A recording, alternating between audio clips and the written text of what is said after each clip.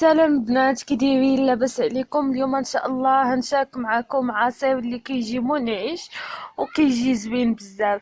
هنا عندي حامضه قطعتها طريفات حتى حيدت لها القشا، خديت شويه ديال القشا غير ديال الصفا ما يكونش فيها كاع البيض باش ما يطلقش لينا المروره.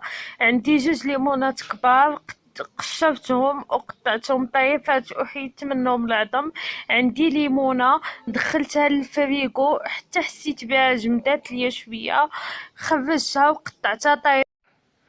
هنخلط كاع المكونات وهنضيف عليهم الماء وهنخلطهم اما بالخلاط الكهربائي ولا بالميكسور مزيان حتى نحس بداكشي نساجم ليا.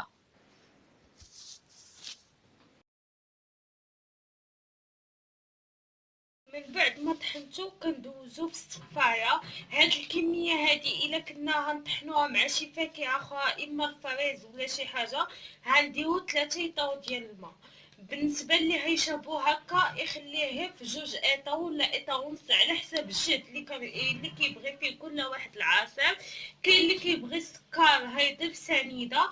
بالنسبه اللي ما كيبغي السكر اما يشربو هكا بحال حنا في الدار كيشربوه عادي طبيعي، ولا يديروا العسل.